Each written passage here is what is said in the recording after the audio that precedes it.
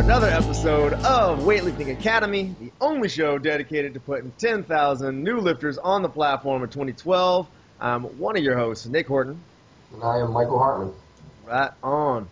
So I have yet another shirt with a logo on it. This one is a PDX Weightlifting sweatshirt. We actually don't even sell these anymore, but they're very comfortable, and I always come back to it when it's rainy and cold, like it is right now. Rainy and cold. Don't let the video fool you. The sepia tone on my video, but that's a lie.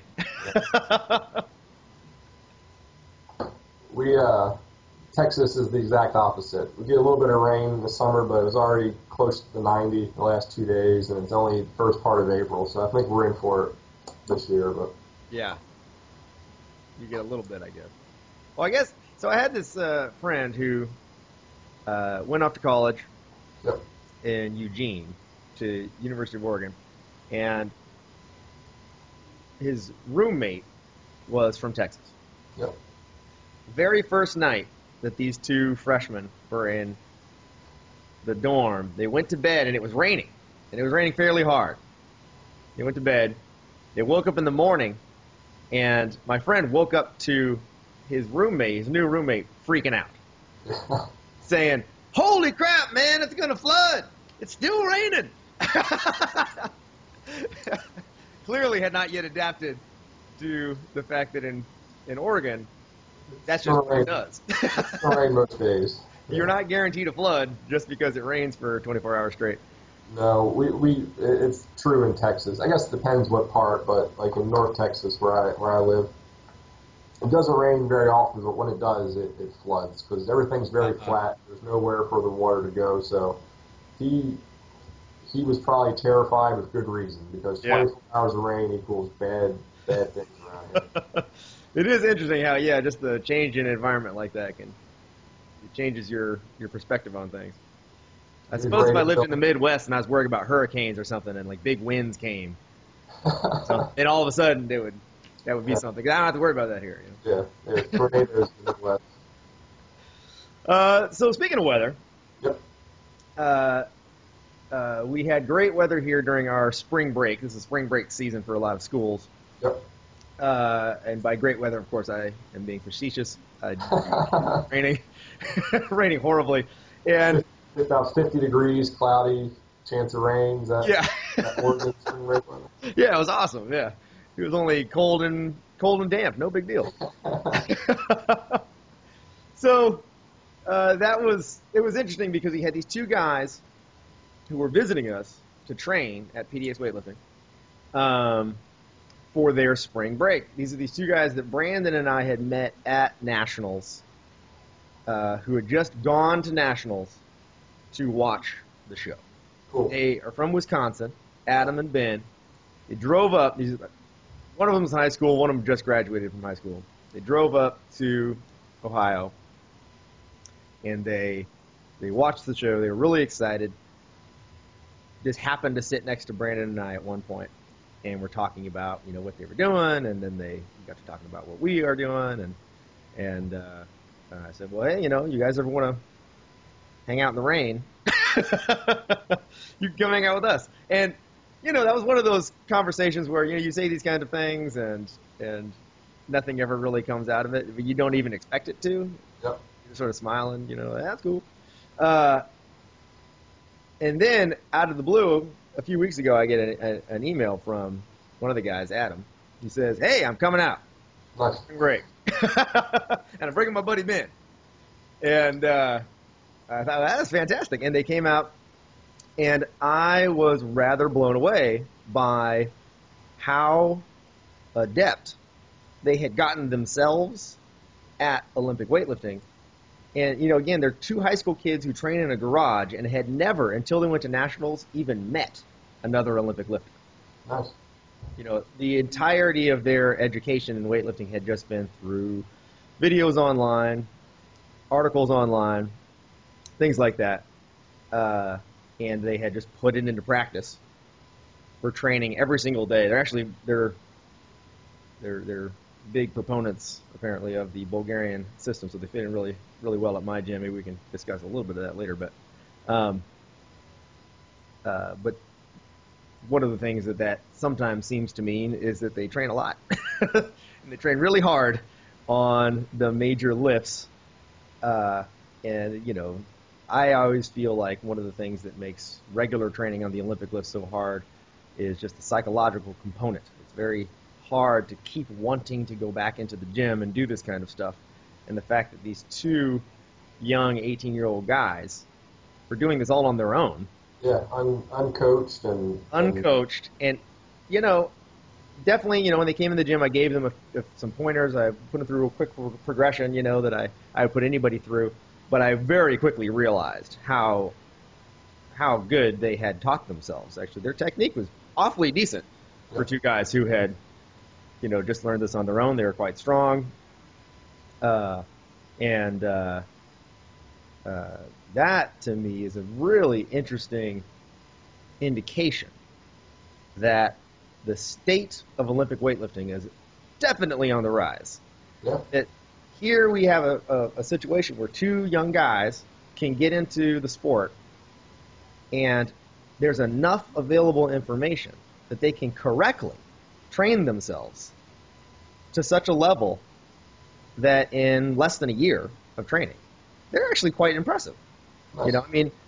It's of course true, they'll make faster progress with the team environment and all of that kind of stuff. That's true for every sport. But the fact that they have done what they've done on their own, that says some good things about the foundation that's already been laid. The stuff that we're definitely promoters of, helping people help themselves, essentially, with this stuff. And so I think that's a good sign. And they only have upwards to go, right? So if they're doing all this on their own and without a coach, without any sort of teammates or besides themselves, that only means good things if they ever find themselves in a situation where they have daily coaching or they have, 4, 5, 6 other people on different platforms to watch and get motivated with. If you can lay that foundation by yourself, I think that's a testament to how hard a worker you are and how motivated you are to seek out information and find the different resources. And it only gets better if you're in an environment that really fosters that with a coach and other teammates. So I think they have a very bright future in the sport. Yeah, I definitely think so too. And I imagine they're not alone. No, I get emails frequently from guys that are lifting in their garage, basements in different parts of the country. Same deal. They find some videos online. Maybe they watch Weightlifting Academy. Maybe they subscribe to the PDX weightlifting site, channel on YouTube or Cal Strength or Average Bros or one of the other big ones that have literally like 20, 30, 40, 50 videos online. It's a great learning tool, and it's a great way it's a great initial introduction to the lifts. If you don't have the ability to be coached right offhand, you can find really quality information online if you know where to look and you have the time to kind of search it out. Yeah. And add it to your library. And we've talked about this before. Like the coaching is great, and nothing's going to replace the dynamic between a coach and a lifter, and having like the student and the teacher kind of model where the coach is working with the lifter over time and developing them. But the times have changed a little bit where you don't really have to have that. You can have access to videos. You can have access to maybe a coach or some other input once or twice a month. And you can make very good progress and qualify for junior nationals or qualify for nationals even. Right. Yeah, it's a fantastic state of affairs where there's at least enough now where you're not left just in the lurch. Yeah, exactly. It's great enough just to know that the sport is out there enough such that people will know what it is. Exactly. I think we are getting to that point where it's no longer a totally mysterious sport. Yep. And that's happened pretty fast. It's only been the last few years. Really? And we've said this before too. I think CrossFit is the thing for that.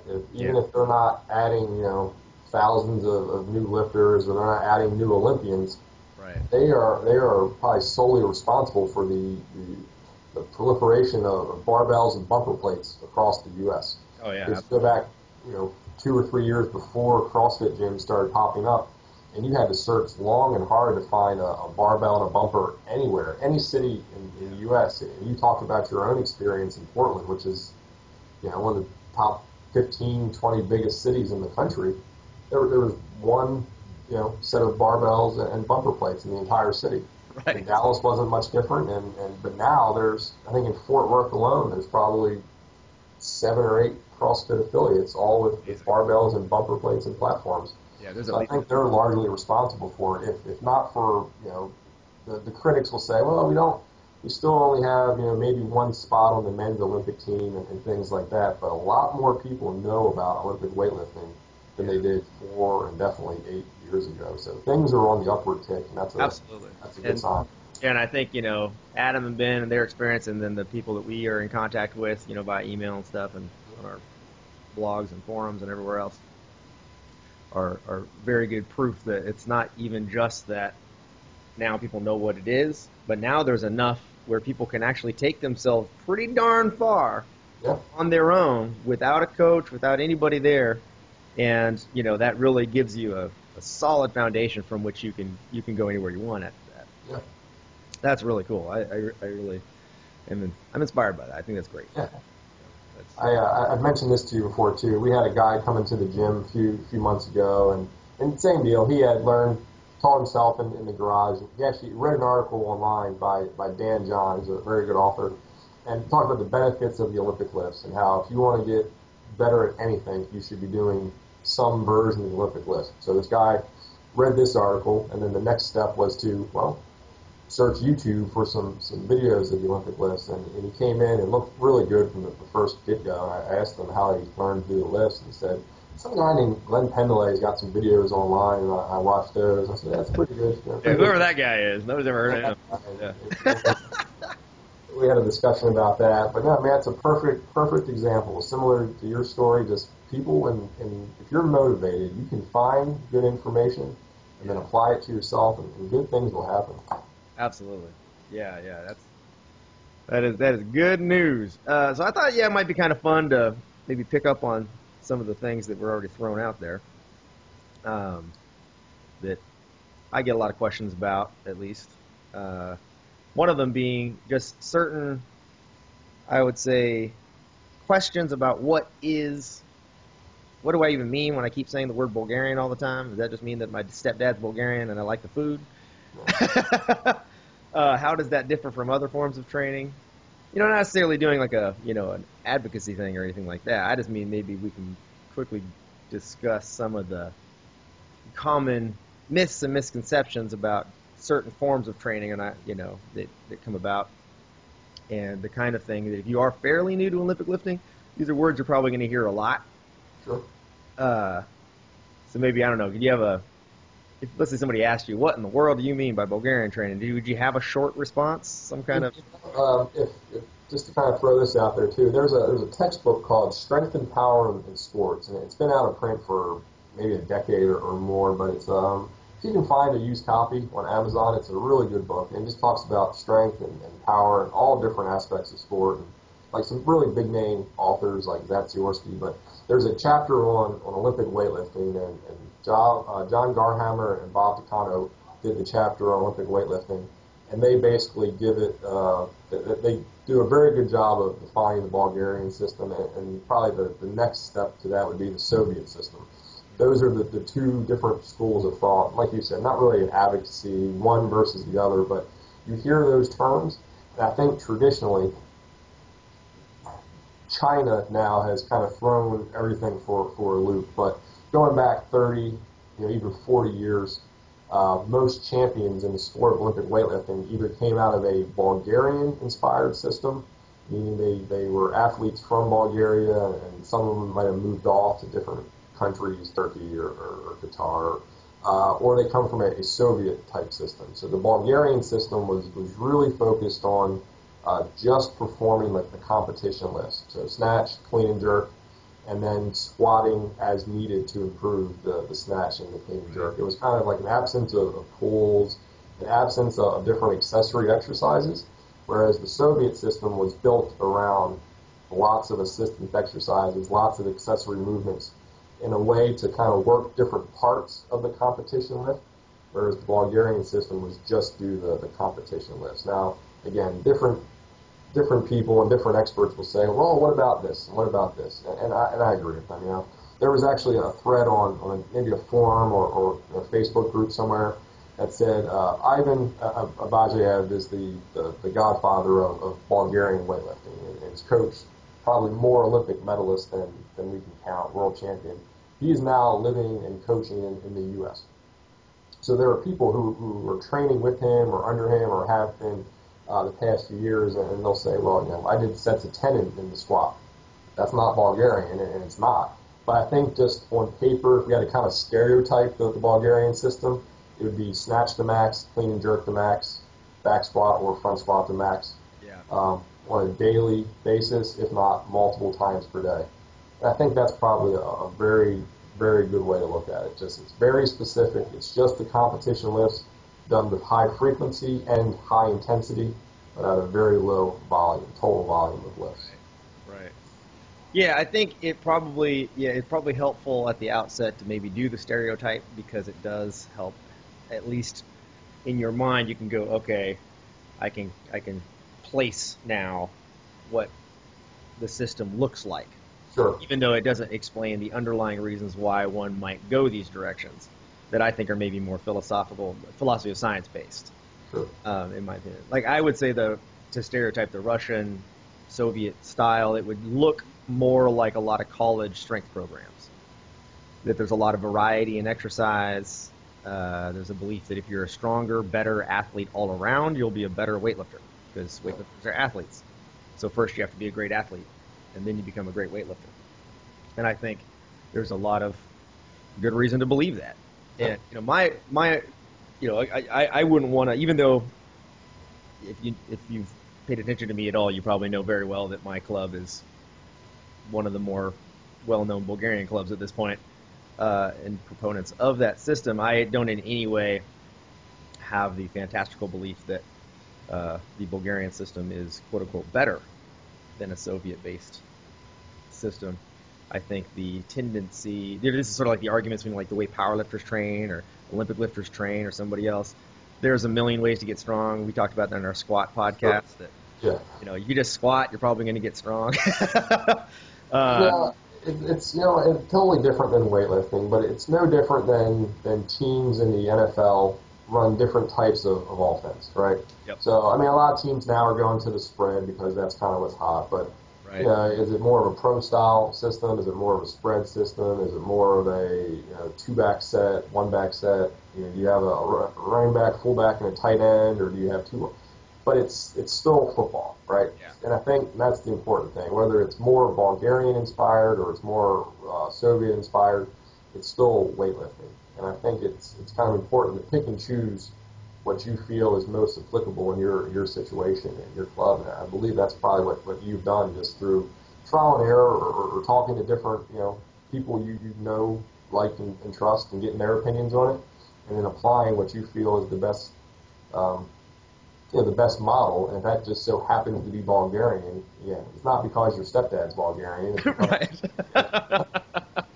you have an allegiance to the Bulgarian national. That's just how much I like vodka.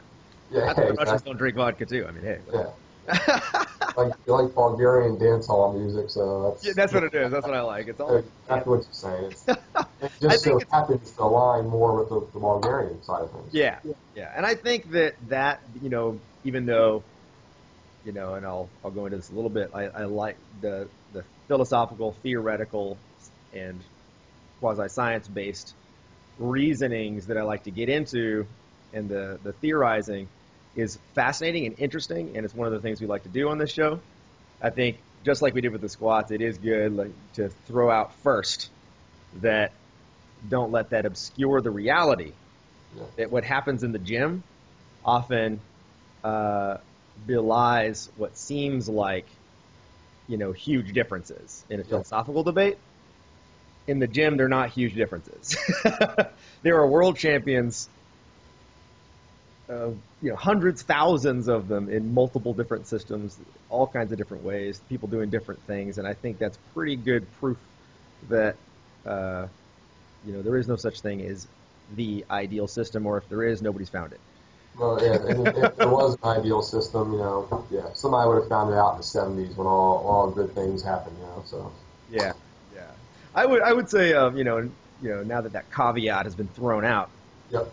that you know we don't want to make any of our fellow friend coaches who are using a Russian system to think that we disapprove, because I, it I, clearly works, and I use some of the principles too. I'd say 6 months out of the year, I like a Soviet-inspired program. Sure. Yeah. And I hate to throw out a number like, oh, it's not like January to June, it's just Yeah. Soviet-inspired. From July to December, it's just Bulgarian. 26 days in February. Yeah, that throws everything off.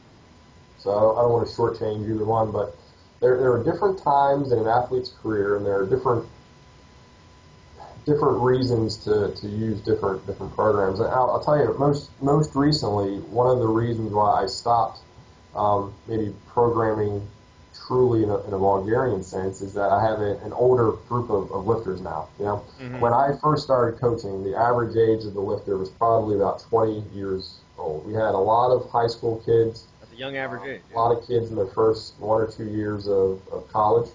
Yeah. So they responded very, very well to a more Bulgarian model, and they made great progress, and that's what was working then.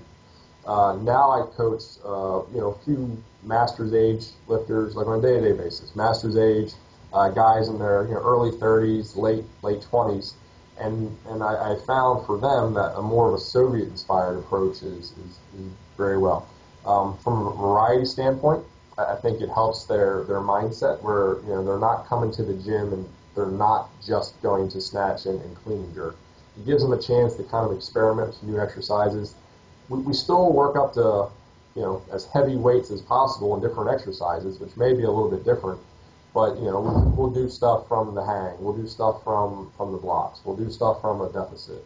We'll do different combination movements that on paper would look more Soviet inspired. We're working different parts of the lift, working different movements to improve the overall lift, but it's not just snatch to max, back down, snatch to max, and something like that. And I think it's just it's a timing standpoint, because as we get closer to a competition, and if we have lifters who are looking to compete, it's going to go more back to that, because no matter how good you are from the blocks, you have to be good at the snatch from the platform. There's no there's no blocks out on the competition platform, so you better be really good at doing full snatches off the platform. So we definitely will shift more back into that. But it just depends. Different times of year, different needs. And I think that's a very reasonable approach for anybody to take. Right. Right. Yeah. Okay. There's a lot of very interesting stuff in there I'd like to respond to. One of them, I think, maybe to frame it, Yep. is I feel as though my own definition of Bulgarian and Russian is a little different than I Sure. think some. And for me, I'm trying to get to it's a work in progress, but I'm trying to get to like the ultimate cause of the system, rather than like, say, maybe the proximate things, like the actual what you do in the gym stuff. Um, for me, I feel like the things that led me to a more Bulgarian, and again, I'm going to define this a little clearer in a second, system, uh, had more to do with philosophical ways of thinking about the universe. That sounds really ridiculous, but I am a big proponent of taking seriously chaos theory, Mhm. probability, and uncertainty. That the human being a very complex organism living in a very complex environment that is not predictable, not truly predictable, in any kind of deterministic sense, means that I feel as though the program has to incorporate that as a reality. and in fact plan for it. It's the joke going around the internet is the plan for chaos, be ready for the zombie apocalypse. uh, I would say the Russian Soviet model has a more deterministic flavor, a belief that you can plan out very long in advance, Sure. precisely, even to the percentages on the day, Yep. what a lifter will be doing. And this could be a year down the road, even longer than that. Sure. The Bulgarian model is very much not like this. There might be some kind of general plan, but nothing in the specifics. It's more, well, what did you do today? What was your max today? Okay, it looked like crap, so we're going to do this.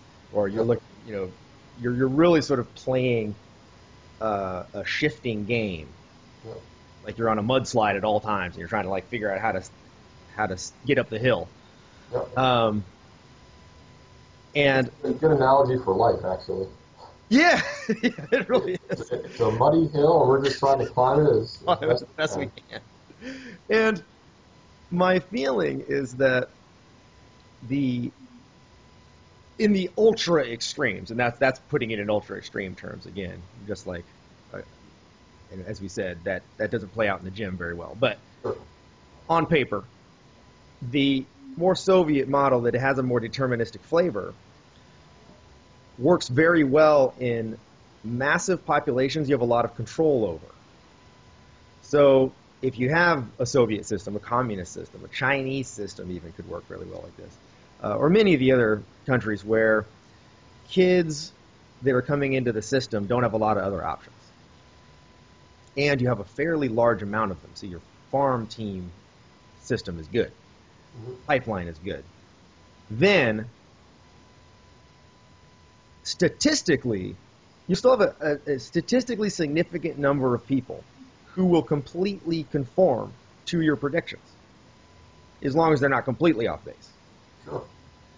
So it makes a lot of sense in those kinds of systems. In a country like Bulgaria, where you had a grand total of 8 million people at the height of their population, which is like Sure. Portland metro area. Dallas, Fort Worth. Dallas, Fort Worth, right. Tiny population. You don't have the luxury of just people, because you don't have that many people. And so you can't have as much drop-off, which means the system has to, in some way or another, adapt well to any particular individual. And while the system that became famous in Bulgaria, I don't think is necessarily the thing that's going to be the most adaptive for most people. Ivan Abajev was known as the butcher for a reason, because the system is very hard and it can tear you up. And that was the thing that was working for their top national team. I think the underlying philosophical idea is quite sound and can be applied in a whole host of ways, which may, in the proximate stuff, in the workouts in the gym, not look very traditionally Bulgarian, like doing tens or something on the squat or whatever else it is, because maybe that's what is working really well for that lifter in that moment, and you're shifting and shifting and shifting. And while you're trying to go for a long-term goal, you accept it. Well, in order to get there, it looks like this new thing came up I never would have been able to predict, and I've got to fix it. Yeah. And it just turns out maybe doing sets of 5 for the hang snatch or the thing that's going to do it. Sure. And on a practical level, that does still force me in some sense to stick to some of the cliched things about Bulgarians. So for instance, I still have lifters go to a max pretty much all the time on either the Olympic lifts or the power versions of the Olympic lifts, depending on whether I want it to be a heavier or light day. And that's like a gauge. So it isn't the program per se. It's my way of saying to myself, okay, it looks like this lifter over here isn't doing so hot on the snatch today. So let's stop with the maxing, drop down and maybe work something else, or we'll try to figure out what's going on. And I can very clearly on a day-to-day basis notice what is and what is not working for any particular lifter and what the problems are, because we're going for what's essentially the competition every day. Sure. I think a huge downside of this kind of system is that it's remarkably coaching intensive. You don't pay attention.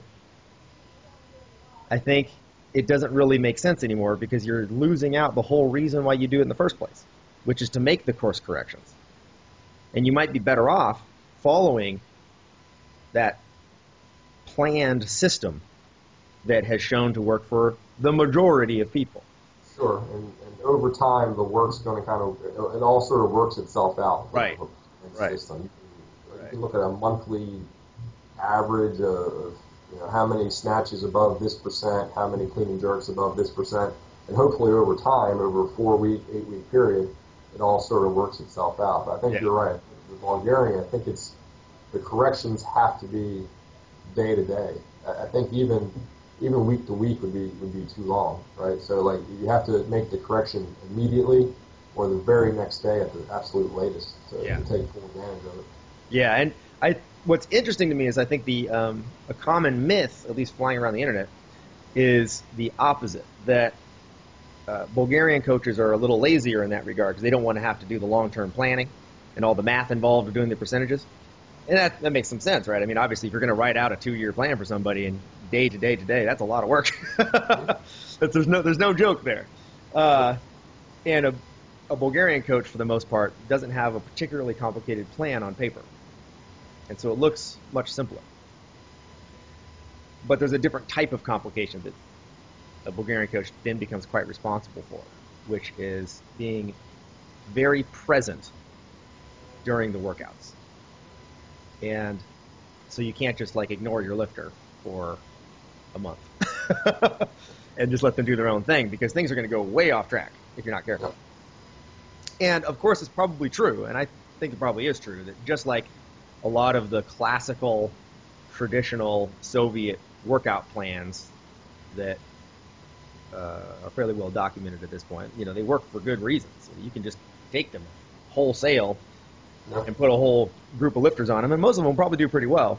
I think the same is also true of the generic, cliched Bulgarian system that gets written up a lot, where you go to a max pretty hard on your lift. You might drop down and do a couple doubles or triples.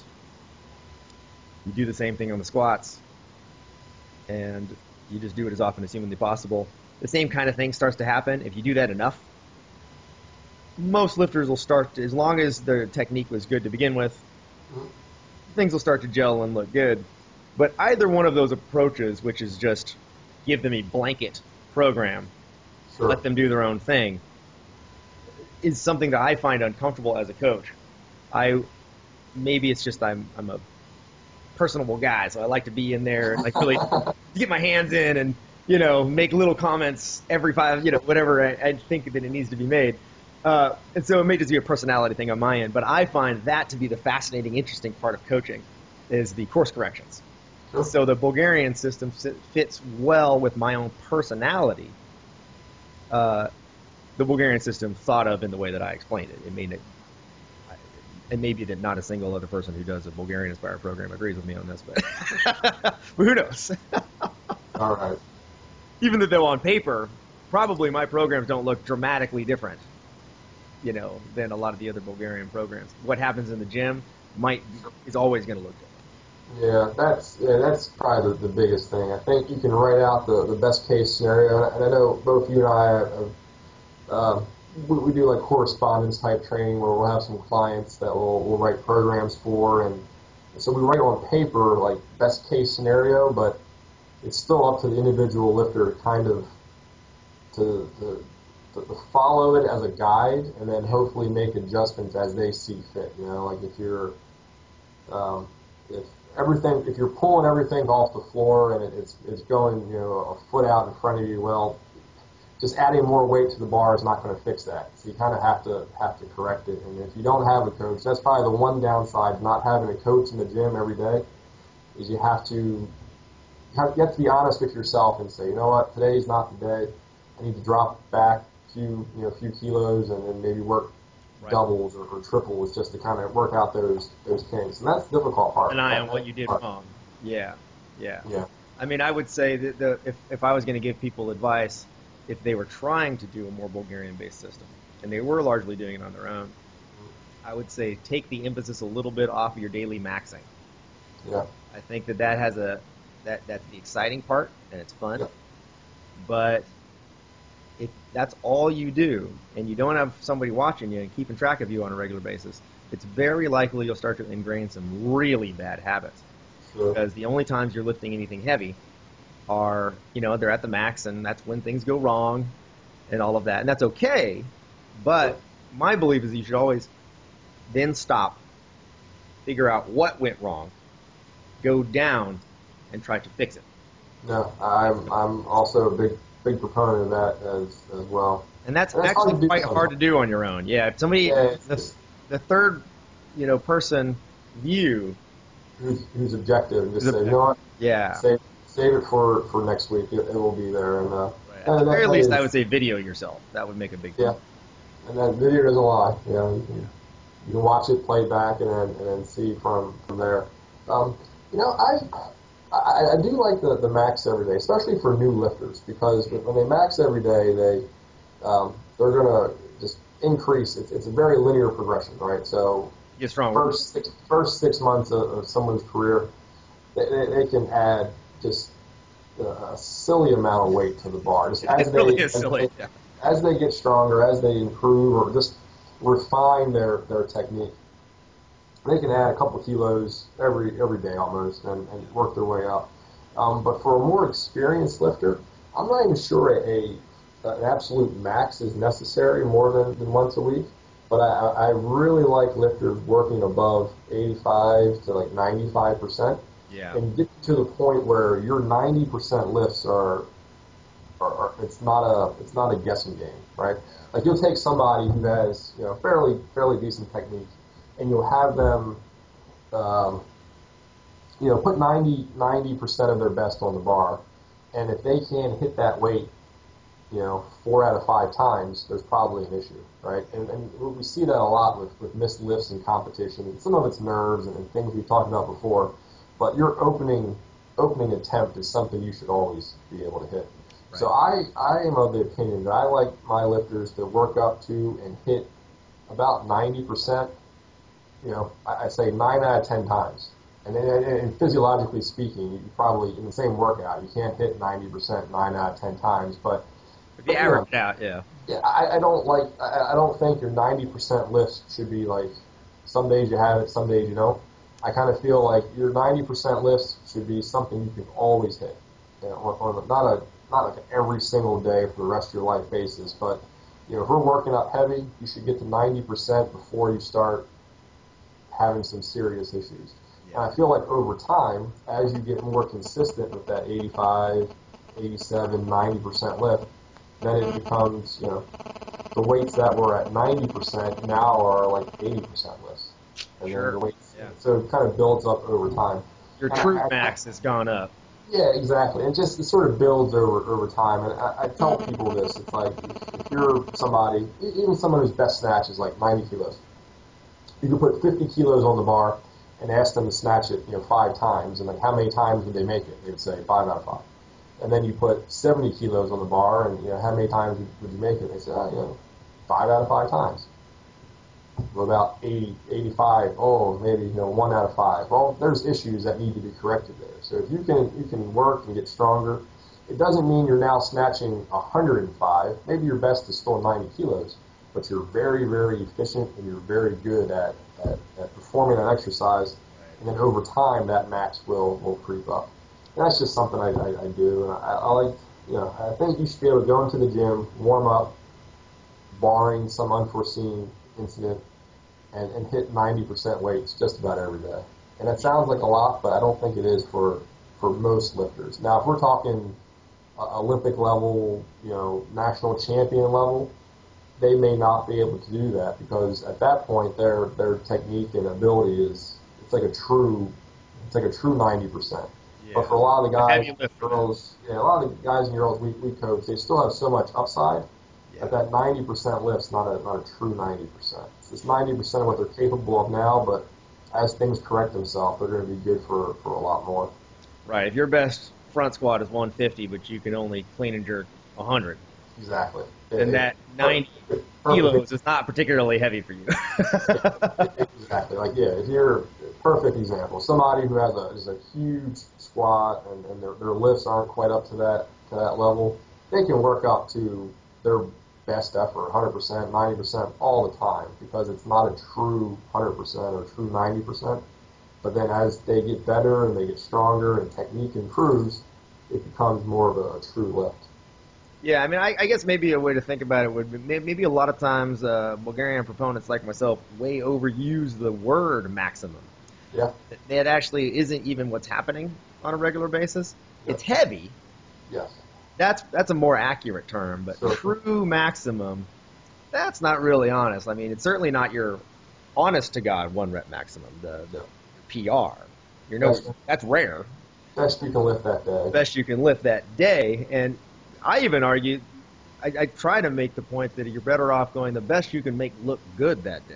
Yeah, yeah, I agree, 100%. You got to chase the bar around the gym in order to make it. I mean, if it was a PR attempt, it might happen once in a while. But if it's 90% of your max, as you're saying, and you have to chase it around the gym, we've got a real problem, and that needs to be fixed.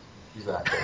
I mean, you watch international competition, and I realize that's kind of like it's like watching quarterbacks in the NFL. And like, oh, they're flawless, but you watch international competition, and they don't miss lifts, you know. And I posted a video on my Facebook page the other day, maybe like Saturday. So if you're watching this and we're Facebook friends, you can backtrack a little bit and check that out. It was Mark Huster versus Piros Dimas in like the 1998 European Championship, and I think it's an Iron Man video on YouTube. You can watch that. And pretty much the difference is Huster went 6 for 6, Dimas went 4 for 6. That was the difference in that competition. And obviously, over the long haul, Dimas beat Huster way more than Huster ever beat Dimas. But in that competition, Huster made more lifts, so he won. Yeah. Dimas missed 2 lifts, and he lost. You know, so I think being consistent and making lifts is part of that process. That's one of the reasons why I like the Bulgarian approach, because it forces you to lift heavy weights in the competition movements. You know, and I made the joke about there's not blocks out on the platform. You know, there's not. So you could be the from like a above the knee, off the blocks snatch. You could be best in the world, but until that becomes a competition lift, it's just a tool. It's not the actual movement. You know.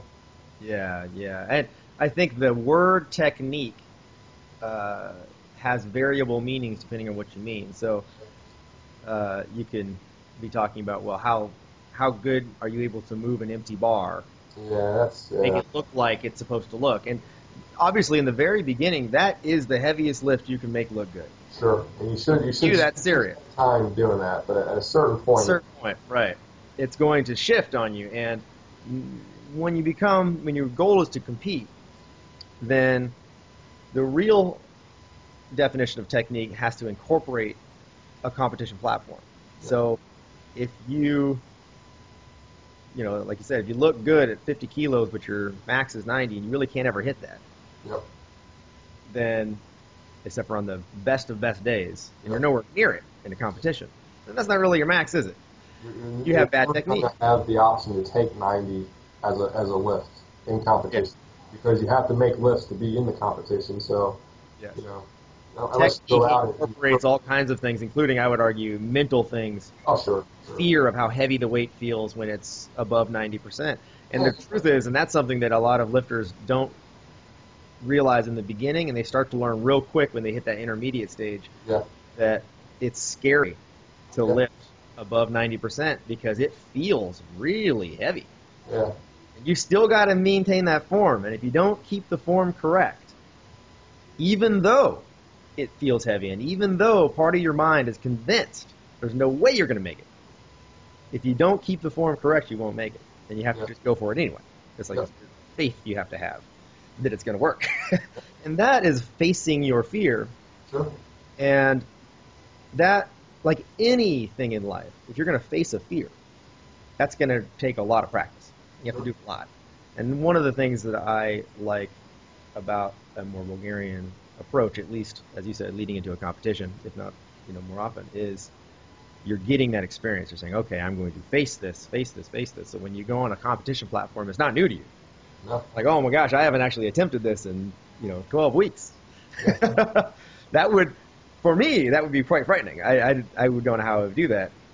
Versus being so practiced at it, by the time you get to a competition platform, the hard part isn't the psychological, oh, am I going to get this off the floor? You might be a little nerve-wracked because the audience or because the Yeah, hectic.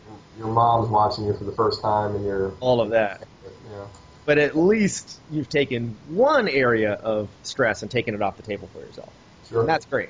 That's a really important thing. That approach to very, very sport-specific training reminds me of how sprinters train. They're very similar to that. Sprinters, as a rule, their training most of the time is just a lot of sprinting. They do shorter sprints, and sometimes they do longer sprints. And they do some work in the gym, and they do some other stuff. They, of course, do more than just that. Just like a Bulgarian will do more than just snatch and clean and jerk. A lot of squatting, and we do a lot of pulls in my club and things like that.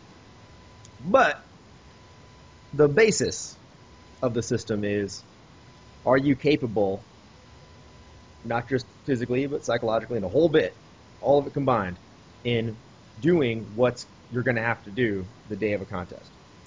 And I think the fact that Olympic lifting is a combination, a weird, I would say, combination of a strength sport and a technical sport, Sure. makes the training for it pretty tough at that higher end. Like it's one thing to learn how to lift at 70% of your max, Yeah. regularly being able to go out and consistently hit very close to your true max, above that 90%. That is a lot of work. It's going to take a long time to be able to do that. And it is unique in that regard. We're not just trying to go out on the platform and be strong. You're trying to be strong and put the bar through the right positions all at the same time. Yeah. That is unique. It's very unique. It's one of the things I think is so fascinating and cool about the sport. It's really interesting. You got this extreme technical stuff that goes on, but it's not like, playing chess, where you don't also have to, like, get your adrenaline going and all that other stuff. I mean, you have to be kind of a gorilla-like at the same time. Right? Chess would be, you'd have to, like, arm wrestle the guy. Every time you have to arm wrestle, that would be the, Actually, have you ever heard, there is a sport called chess boxing. really? Yeah. Apparently it's a little popular in Russia, which actually makes a lot of sense. Wu-Tang Clan talk about mystery boxing sometimes. Yeah, maybe they're also into chess boxing. I know they're into martial arts. Yeah. Wu-Tang would probably be pretty into Olympic lifting, I think. Speaking of which, every Wednesday in the gym we have Wu-Tang Wednesday, where Oh, that is a good idea. the musical playlist is sung by, reminds me of high school. The high school locker room, or riding the bus to football games and playing stuff from 93, 94, 95. So give it a shot. Wu-Tang Wednesday. That makes your gym sound so much cooler than my gym's Singlet Friday. Oh, we have Front Squat Friday, where we work Let's out go. Right, nice. a big front squat on Friday. So. That's really good. That's really good. Well, I think that that covers quite a bit of Eastern European lore. Yeah.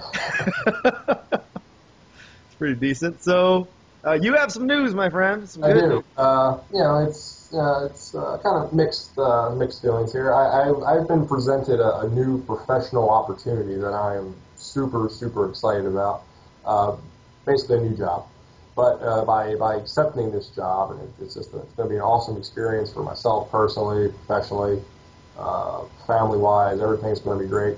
But I will have to not step down, but step aside of my co-hosting duties for the Weightlifting Academy, only so I can focus 100% on this new job, and Yep. so my new employers know that I am 100% committed to this new job at hand. So basically, stepping aside, for the time being, and I'll still be around, and I'm just trying to kind of shift my focus a little bit from some of the weightlifting stuff, and then stick my energy back into the workplace, so to Yeah. speak. So, Yeah.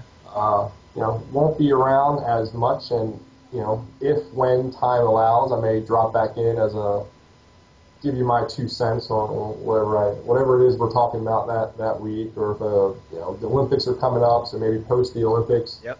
get on and we chat a little bit about some of the weight classes and some of the events or things like that. So a drastically reduced role, not stepping down, just kind of stepping aside and either letting somebody else kind of come on board, or I know we've talked about having different Yep. guests each week and Yeah, things if you're like listening to the show, don't let that worry you. The Weightlifting Academy is going to continue every week. What I'm going to be doing is making it maybe more of an interview show, interview some interesting people in the sport of weightlifting and also just strength training in general. Already lined up the first guest, Gwen Sisto of Risto Sports, who Nice. got Good. third place at Nationals. Exactly. Just trying to grow the sport. And, Absolutely, yeah. So there'll be a lot of really interesting stuff coming up. Don't worry about that. And Mike will be on as a regular guest. I hope I can. Lasso him here and there and drag him on. And But Nick, it's always great talking to you. And absolutely, my man. even if we don't record our conversations for public consumption, I may still just call you up and we can chat Yep. about chess boxing and other sociological. That may have to be your new sport. Uh, I might have time. I don't know. We'll see. But always a pleasure speaking to Absolutely. you. And hopefully some listeners or some viewers got some new information. If nothing else, maybe a better definition of Bulgarian versus Soviet. Where we're coming from when we use those terms, and why we use different things in the gym. And as always, if there's questions, weightliftingacademy.com or facebook.com/weightliftingacademy. Right on. All right, Michael. Nick, Good signing thing. off.